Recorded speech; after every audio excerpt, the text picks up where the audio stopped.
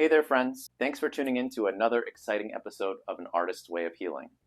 I am your host, Jonathan Palmiotti. I am excited you're here. Today we have yet another exciting guest speaker who has graciously made time to be here today to inspire us on his journey and to tell a story on how the arts has inspired him to become who and where he is today. Today I present to you Andrew Lai from Flushing, New York. Andrew, please say hi to our listeners. Hey guys. Andrew is an accomplished photographer, videographer, live streamer, and black belt martial artist. He currently runs his own production company called Lai Ho Chung Productions. He has evolved his life through his love and passion for the arts. Andrew believes that art takes the form of many different shapes and is always evolving based on a person's perspective. Andrew's belief in art means being a positive influence to someone. Andrew, from our past conversations, you mentioned to me that you have been doing what you can to inspire and motivate other like-minded artists and people in general for 15 years now. Do you mind giving us a little bit of a background of how you started studying martial arts and for photography, videography? Take us back to the beginning. I started martial arts when I was about 6 years old. My mom took me to the martial arts school for a trial class because she wanted me to get more exercise. So from about 6 years old to about 14, I trained in martial arts. I got my black belt at 13 years old, my first degree. At 14, our school closed down and I had started high school, so I had stopped training. Also because at that time, I was more heavily invested in my swimming athleticism. And fast forward 13 years later, in 2013, around 2013, I picked up martial arts again. I found myself having an interest in it, and I had this eager to start practicing again. So I sought out my old school. I found they had moved to Bayside.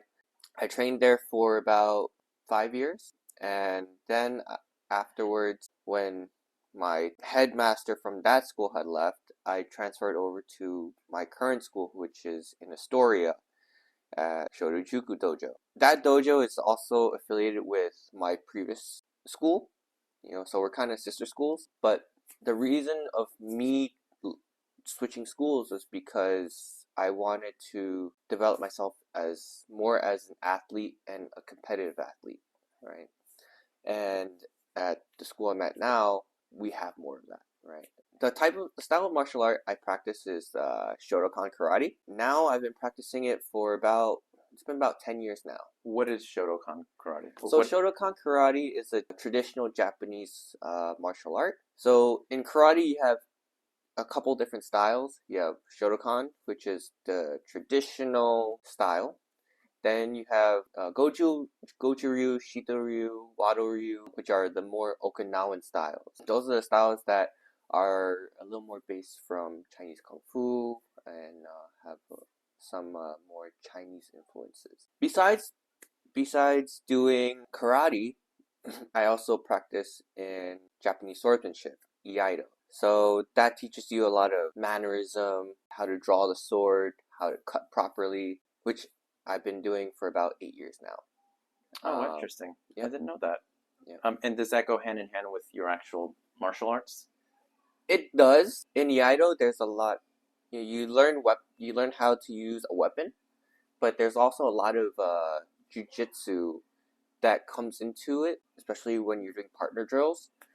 The art I do is very like battlefield type. Okay. So there's a lot of self-defense in it, right? Whereas karate, it's more of self-defense on the street, right? Got it. I know that you have two forms of art that you currently do, martial arts and photography, videography. Mm-hmm. This is a two-part question. So are there any specific martial artist role models that inspired you to do your art? If so, who? If not, what does motivate you to do martial arts? Another question might be, what was your motivation to start martial arts and what keeps you going? What motivated me to start martial arts again was I always enjoyed watching action films, right? Martial arts films, the Jackie Chan films, Donnie Yen films, Sammo Hung films, those old school Chinese martial artists, Jet Li. What motivates me to continue training every day is the kids. You know, The kids you teach, or the kids the kids that I train with. that you train with? Yes, especially at the new school where I am now in Astoria, because the school in Astoria, it's a more competitive school. You know, a lot of the students there, they compete. You know, they compete for a lot of tournaments locally, nationally, and internationally. There are a lot of students who compete for the USA Karate team, both on Oh, the wow. junior and senior level.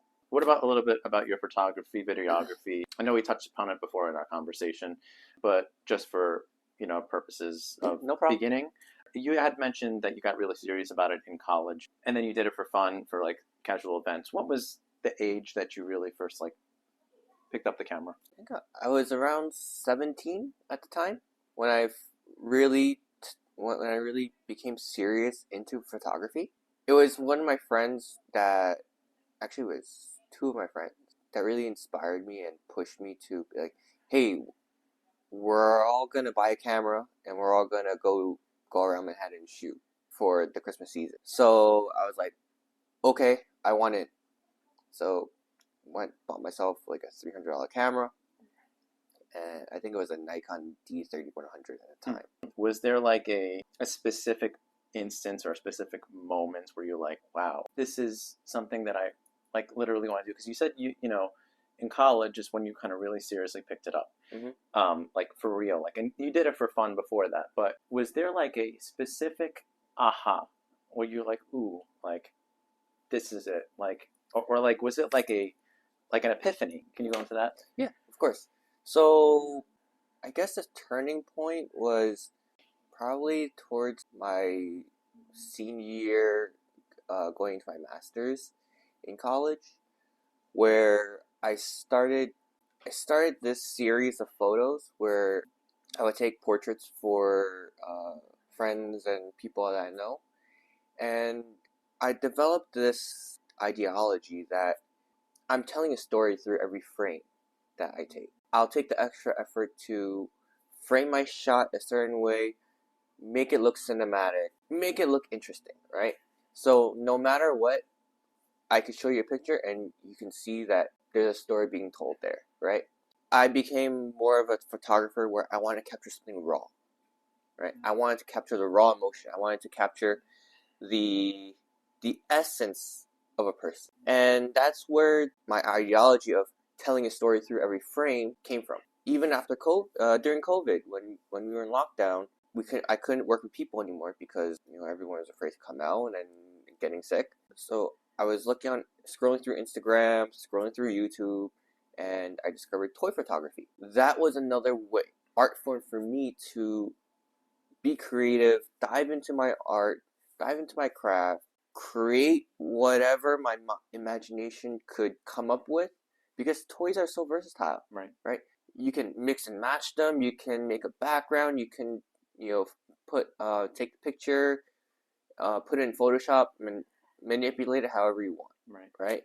So the possibilities are endless. And also, I'm sorry to cut you off. Yeah. It's almost as like, during COVID, we couldn't really communicate with anyone really, Yes. like in person.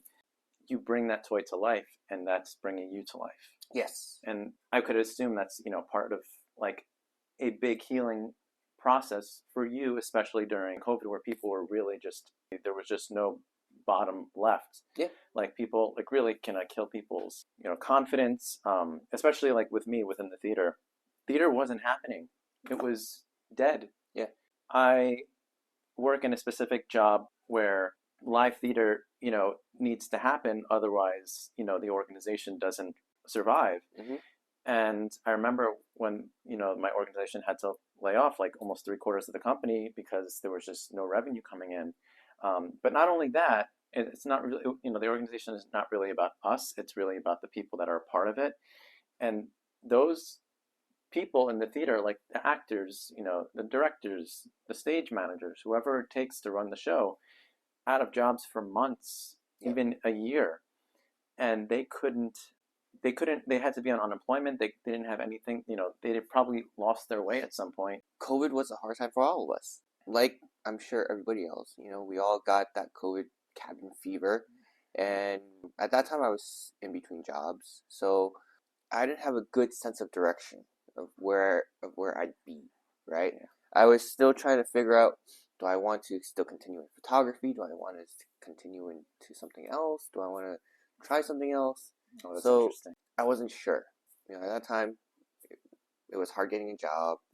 It was hard booking, booking photo shoots. We couldn't do anything. Because Right? nobody wanted to go anywhere. Exactly. Nobody Yeah. wanted to go anywhere. Nobody wanted to travel. There was nothing to do. I had a mental block, right? I had a creativity block. I was like, I really don't know what to do, right? So I'd be at home.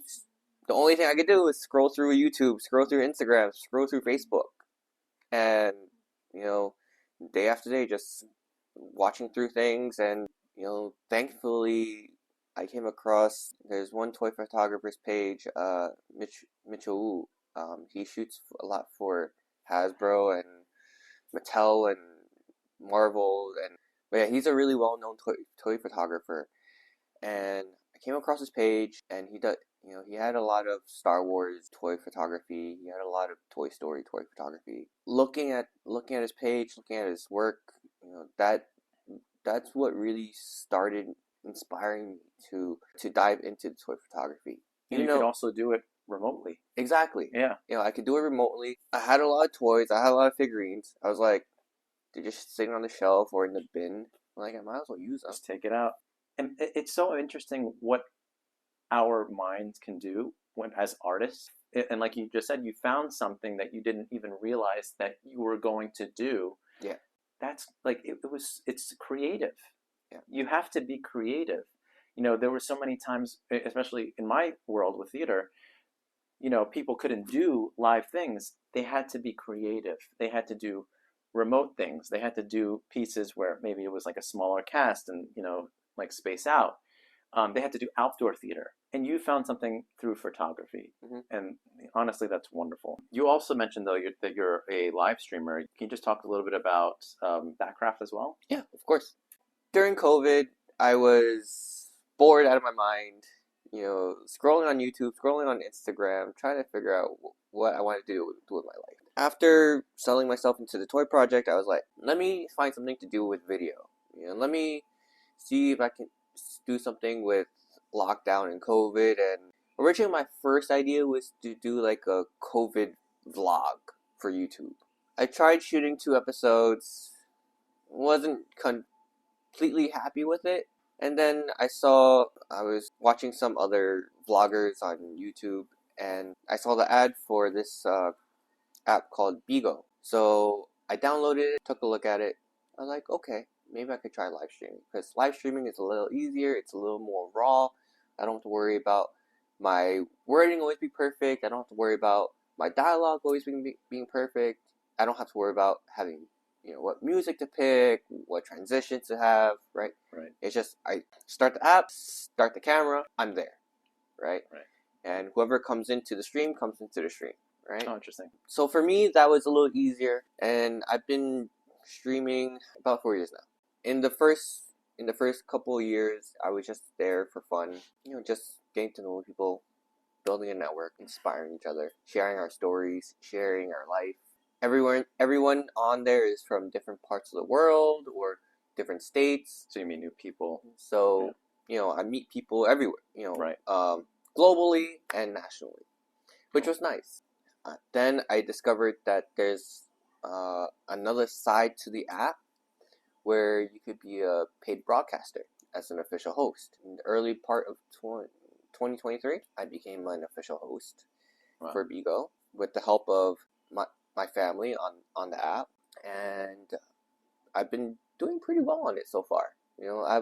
I have a decent amount of support from my friends, from my family on the app, and I plan to be on there for as long as I can.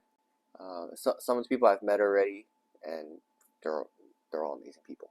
What does being an artist actually mean to you? Like, what kind of feelings spark inside you when you think about like being an artist? Have you ever like sat back and been like, I'm an artist. And like, what is that internal feeling when you think about like being that person that's creating all these different ideas? In the beginning, I never considered myself an artist. My first impression as an artist was that someone that paints, someone that draws, someone that can visually create. At that time, I was just like, I'm just popping off shots. I'm not doing anything too impressive, right? It wasn't until I started creating photos, creating content that could really tell a story through the frame. That's when I started seeing myself as an artist. When I started really taking pride in my martial arts, finessing my movements, making everything more fluid, that's when I saw myself as an artist in that form. Even for my live streaming, at first, just talking to people and conversing, I didn't feel like it was that big of an impact. But then, as I hear people's stories, what people are going through, being able to give them advice, being able to crack jokes, cheer them up, make them feel better, Right. Be a positive influence, be a positive impact on their lives. Right. That's when I started feeling being, pushing that healing energy out to the world. Yeah. Over the last, I want to say maybe 3 years, that's when I've truly felt like I've been an artist. I personally feel like even when you don't even realize that you're an artist, you're creating art without even knowing you're creating art because you don't understand like the technological of it because you're not invested in the world as much from the very beginning. But then I always think about like the journey back, and it's like I did create art. Maybe didn't know what I was doing, but that was the art that I knew at that time. Do you feel like you need to be successful to be an artist? And what is your definition of being successful within the arts? I feel every artist has their own goal and mindset. To me, I don't feel having to be successful as an artist is that important. When I was doing my toy photography and earlier portraits, I didn't know what direction. I didn't know where I was doing. I didn't know what direction to go into. So I was like, okay, maybe I'll start shooting some things, creating some things, print them out, start a gallery, and maybe that will bring me money and success and everything else. But then I realized success as an artist isn't you making a lot of money. Success as an artist to me is more about staying creative, staying in my craft, continuing to build and evolve in my craft, right? Refining those details, finessing everything so that everything comes out the way I want, right? Right. I don't need the big fame and fortune that most of these other artists have. As long as I'm happy in my work and happy in what I do, Mm-hmm. that's my own success. That's great. I 100% agree with you. You need to love what you do in order to make yourself happy, and that actually, in a sense, makes others happy and heals other people. So I 100% agree. But that actually brings me to the question I was going to ask next. Like, does that success include others around you, or do you feel like that success stems from internal feeling, which you just said, and drive within yourself, or both? Like, are there any people in this circle? It drives both internally and externally, right? So, like I mentioned before, internally is myself, motivating myself to continue to create, continue to drive myself to do what I do and make myself happy. Externally comes from the people I come into interaction with, my friends, the people I know, the people, even strangers I come across. So it's very much friends, family, strangers, and just any general interaction that comes across in our daily life. Okay, so I'm going to switch gears a little bit here. Okay. If you had to pick the top three most proud accomplishments of your art career, what would they be and why? For martial arts was me getting my second degree black belt and competing in competition. In competition, I'm not at where I want to be yet, but I'm still pushing myself every day in training to get to that top level. Mm-hmm. And that's where, like I mentioned before, the students that I train with, especially the younger kids, they motivate me to want to do better and I push love that. myself because, they've been training all their life. They haven't stopped, right? And because I know they're faster, they're they're more agile, they're more flexible. They're that driving force that's like, okay, I need to catch up to them. Yeah. In my photography, I've evolved my craft so much and I've learned so much to this day that I now have the opportunity to work as a product educator for Canon. The hard work I've put into my craft and my passion for photography has allowed me this opportunity, and I am very grateful for that. I know you were really happy about it too. You posted a lot. Yeah. Yeah, it was, and honestly, I felt like you were leaving like someone for good. And I know you were leaving another previous employer, but like it was like the music that you were putting to your Instagram. I was like, oh my gosh, I feel for this. Yeah, it's been a real trip. It's been a real trip.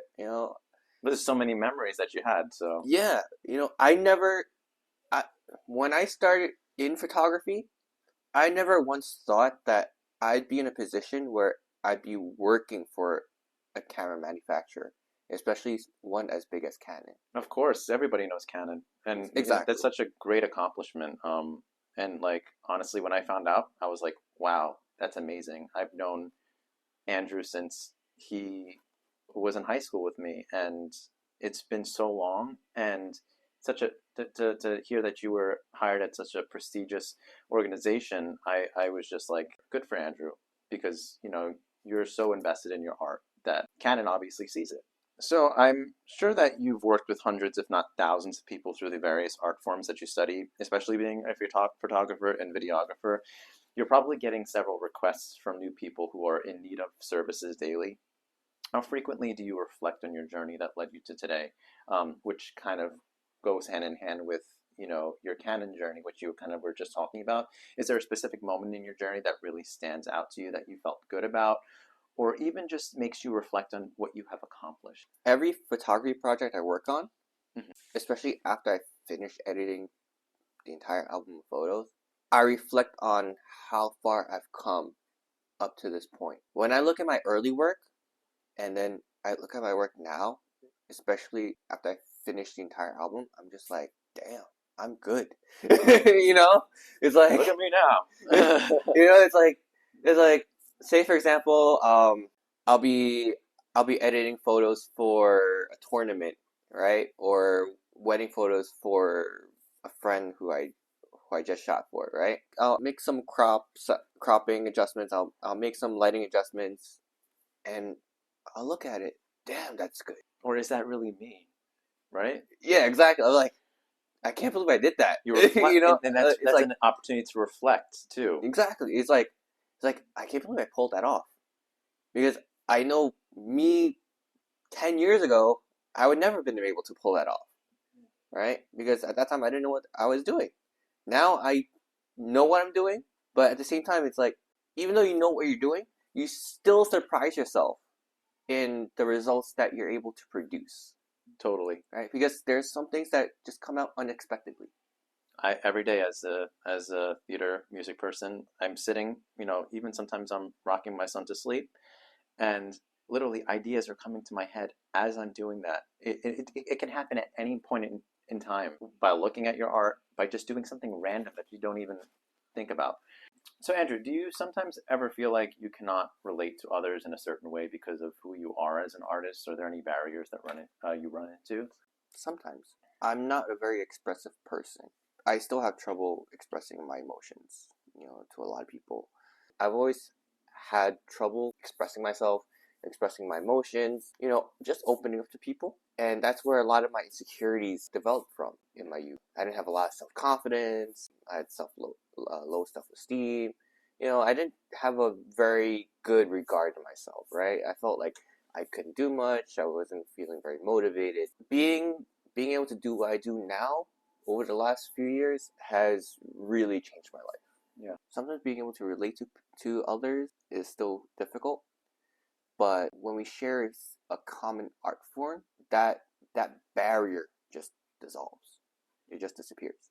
Because at that point, we're coming together in a joint setting. Because we have the same interests, because we have the same passions, we can just riff off each other, right? We inspire each other. We motivate each other.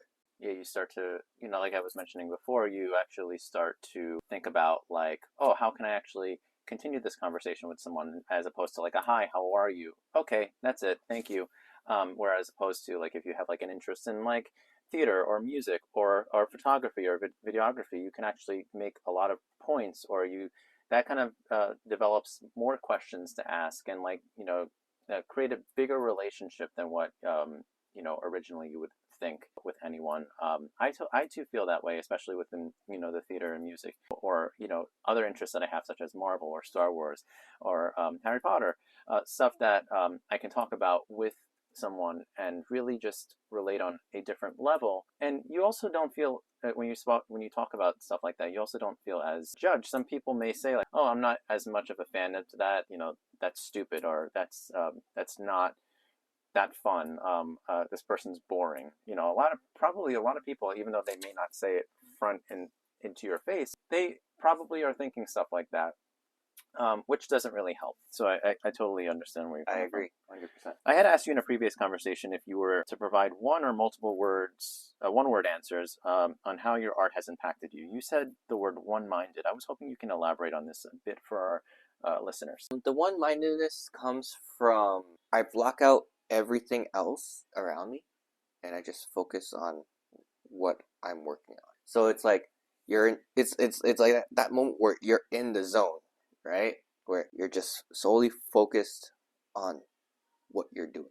When I approach my art form, especially my photography and martial arts, there's a level of clear-mindedness that comes into it. It's just like I'm solely focused on what I'm doing. It's like me becoming the camera, me becoming the lens, right, and capturing the frame. In martial arts, before we start training, we go through this meditation process, right, where we leave everything outside, right, and we only focus on being on the mat in our training. So, like, for example, when I do serious practice, all right, or competition, before I start, I'll close my eyes, take a deep breath, clear my mind, and just feel my body. And what that means is I'm not thinking about the movements. I'm just letting my body go and executing the best technique that I can to the best of my ability. And once I do that, I'm exerting all my power, I'm exerting all my spirit. Once I do that, when I finish, I take another deep breath, exhale, and I'm like, I did it. That's how you calm yourself. And then also that kind of, I think about meditation. So it's kind of like a meditation of some sort, almost, right? Yes. Yeah. I really feel like that, especially for me, when I was performing a lot more, before a performance, I would just sit there, breathe, just be with myself before I continue, because it really helped, especially with all the nerves and the jitter that was like just coming about me, and it really just made me feel relaxed, and it actually improved my performance before it started as well, because I was able to just breathe and be in the moment. It's like just to add on to that point real quick, it's like, I don't know if you've seen the movie The Last Samurai with Tom Cruise. I think I've seen pieces of it, yes. Okay, so there's one scene where he tries to train with the Boken. One of the samurais is advising him. He says no mind. What he means no mind is don't mind yourself, don't mind the people looking at you, don't mind your opponent, clear your mind, just feel, which is also kind of like another reference I can think of, like Star Wars, right? When Obi-Wan is telling Luke just to feel the Force, trust your instincts and just do it. Be one with the Force. Be one with the Force, right? Just do it, right? Don't think that you're gonna miss. Don't worry about like, oh, I'm gonna mess this up, right? Yeah. Just do it. Just do it and be there. Exactly. Just be in the moment. Do you ever feel like your art ever abandoned you, or that your art didn't do what it was supposed to do, or it wasn't the way you thought it would turn out? If so, how did that make you feel? It's happened on a couple occasions in my early days when I was still getting my foot into this field. I didn't know a lot. And and seeing my work not turn out the way I expected to, you know, was not very encouraging. There were a few points in my life where I felt like giving up, turning over to a completely new industry. COVID And, for one. yeah, COVID for one.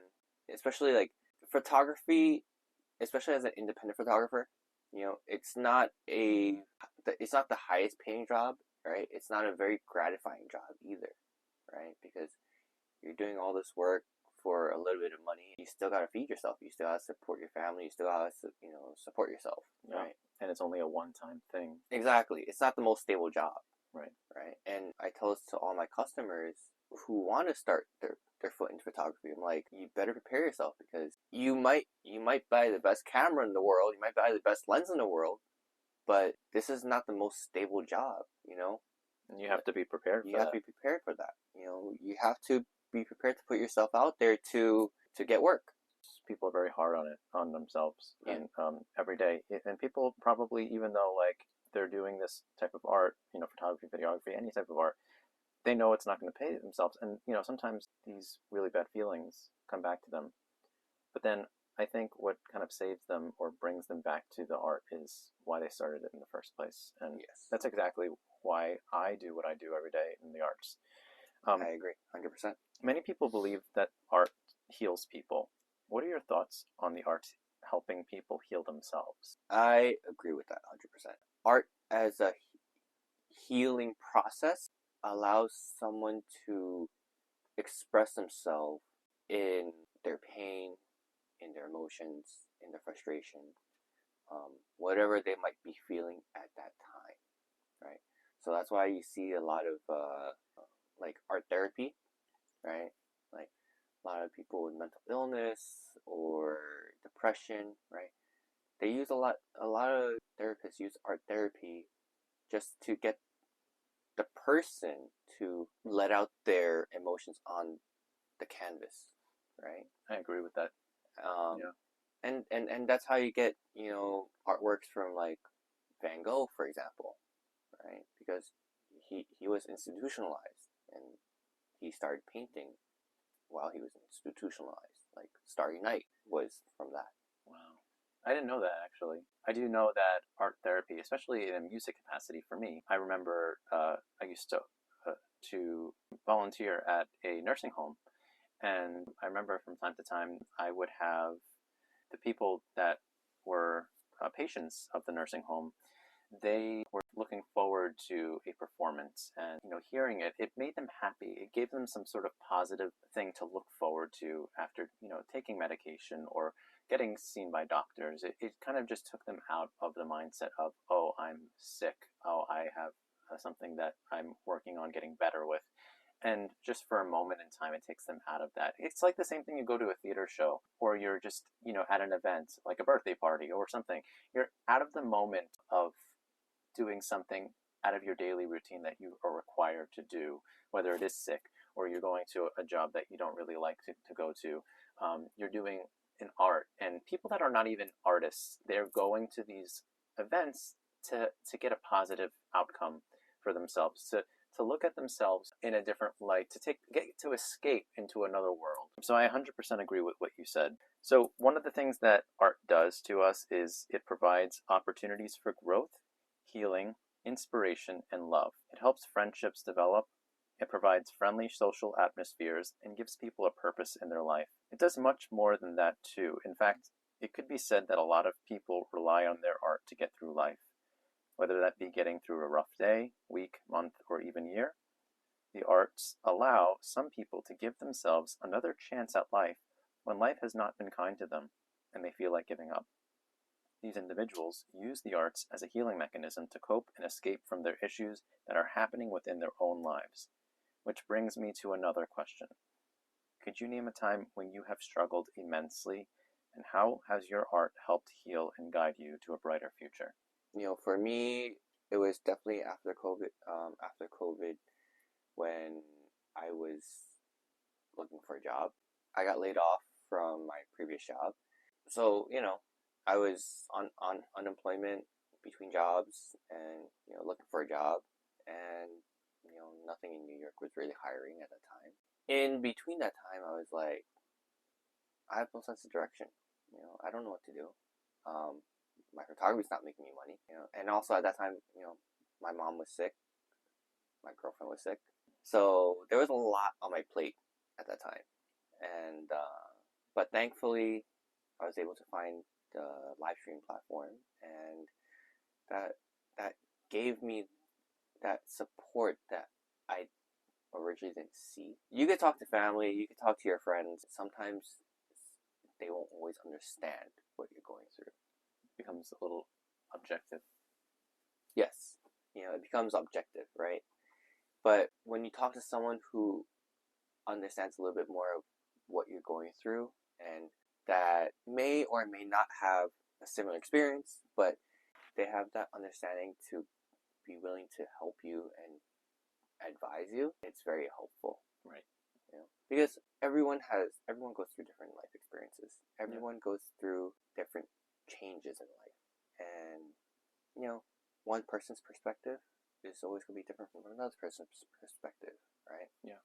And so you just never know what you're going to end up hearing, or how someone else is going to impact you. Yeah. And also going on that, it's very important to always be kind to other people and never make a judgment on anything that a person presents to you, because you don't know what they're going through. You don't know what is in the back of their mind. You don't know what type of day they've had. And you, in your kindness or not so kindness, can decide what kind of day they're going to have and what that's going to be for their own outcome. It's a strong message to just stay positive, be kind to those who need it. Could you also name a time where you felt like your art helped heal someone else? Have you ever received an email, text, phone call, or even a notification from someone who felt like you helped heal them at an instance where they were down on their luck and going through a tough time? There's one photo I took when I was doing toy photography during COVID. I had this little Gudetama figure, right? And he had like a egg chip sticking out from his back. I set this scene where he was like on an operating table, right? And then I used like a pair of chopsticks as to simulate tweezers. So I shot it, uploaded it. Not everyone's gonna get it, but I had one person comment a smile, a laughing emoji on it, and I was like, that made me feel this sense of pride, because I was like, yes, at least I got one laugh out of it. Later that day, she ended up calling me, and I asked her about it, like how she felt about it, and she's like, seeing that just made my day, because she was having a really rough day at work, and there was a lot of, I don't know, whatever was happening at work for her. Being able to see that and get a good laugh out of it made her feel good and made me feel a sense of pride. I did that just as a fluke, but knowing that I was able to make an impression on someone's life for the better really hit home. That's going back to art impacting other people, and taking them out of what world they're living in and into another world, a more positive world, such as like what I was talking about in the nursing home. It's something that they needed, that they didn't expect to actually see, but they needed it. Mm-hmm. If you were able to go back in time, what would you tell your younger self when you were looking for healing through your art? What would you have said something that might have been helpful for your journey? I would have told myself, my younger self, to learn everything, to be honest. Because when we're young and going through school, because we're in school so much, there is a point where we don't want to learn anymore. We want to stop learning. We want to just live our life, have fun. I've learned over the last, I want to say 3.5 years, that it's important to educate yourself as much as you can. Learn everything as much as you can, right? No matter what it is, just having that basic knowledge of something will enhance your life for the better in the future. That's how I was able to do so well in my previous job, when I was working for Unique Photo. That's how I was able to have a reliable customer base, and that's why they trust me. And because of that trust, because they see and know what I can do, it's allowed me to have the opportunities that I have now. I have this belief where everyone I come in contact with, whether it's on a personal basis or educational basis, we both leave with more information than you came in with, right? So no matter what happens is you could come to me asking about one thing, right? And I leave you with information, right? And I leave you enlightened. But at the same time, you might tell me something that I don't know. So it's like, it's a learning experience for both of us, right? You learn off of me, I learn off of you. Even when we first walked into this room, like some of the stuff that you actually just said today, I had no idea about you, and I've known you for years. It's just really amazing. I didn't know that you actually work with the sword. I knew you did martial arts, but I didn't know about the sword. So I firmly believe that, you're going to always be learning, and people, whether they realize it or not, they're learning every day and every single second and every minute of the day. Yes. I 100% agree. And never stop learning. Yes. Because the moment you stop learning, you're going to be obsolete. You're going to be left behind. Yes. Especially with the times. Yes. You're going to get with the times. I do have one last question for you, Andrew. What would you tell a future up-and-coming artist who was looking for a way to navigate the arts and to find healing simultaneously? For any upcoming artists, just create. Follow your passion. Do what you love. Never give up. Just follow your dreams. It's not always be perfect. It's not always be sunshine and daisies and rainbows. There's gonna be ups, there's gonna be downs. But no matter what, even in those downtimes, don't give up. It is very, very, very important to keep evolving in your craft. The more you invest in your craft, the more passion you have for your craft, the better your results are going to be. And that's why it's very important to continue in your craft. Don't think just because my picture didn't do well, I didn't get enough likes, oh, I didn't go viral. Don't think for a second that is going to be the end game for you, right? Just because you didn't go viral, big whoop, right? There's always another time for you to get viral. Just because you didn't get the followers you wanted, there's always be another time for you to create something that will get you those followers. What my family always says is, if it's not meant to be, it's not meant to be. Exactly. If something is meant to be, the universe will make it so. Yep. And everything happens on its own time. For me, I've only really considered myself being serious in my art as an artist only over the last 3.5 to 4 years. The 10 years before that was just me figuring things out, learning, discovering myself. Art is a lot of self-discovery. The more you discover about yourself, the more you'll be able to put into your artwork. The more you'll be able to connect with your artwork. Andrew, thank you so much for taking the time to talk with us on An Artist's Way of Healing, and for sharing your story with us. What's even more amazing about your story is not only did your art heal you, but you made your art your career, and you are using your art to heal others every day. I can definitely say that you have impacted lives today in a positive way with your words, wisdom, and most importantly, the story you shared that led to your fulfilling journey as an artist. I hope people also get inspired to find their own journeys through art. I am sure that people in the martial arts, photography, and videography world have also been impacted today. I can imagine that your journey is not over, nor will it ever be over, as we as artists are continuing to learn through our art every day. Through our art, we learn, grow, expand ourselves, and discover things within ourselves that we never knew existed. This is part of our healing. Our healing through our art keeps us going and thriving. It helps lead us to healthier and more fulfilling lives. It's very clear, Andrew, that you take the time, the dedication, and the passion to put together photos and videos for people, to really see people on the other side of the lens. And in a way, you are helping people every day. You are making people happy by providing your services in a passionate and detail-oriented way. I, for one, was super happy when I saw the final edits for my son's first birthday photo shoot. It was an incredible feeling, and seeing those images helped heal me in the sense that I know he just celebrated one of his first big milestones, and I was there to witness it along with my wife. With that said, thank you all again for tuning into An Artist's Way of Healing. I'll see you next time, friends.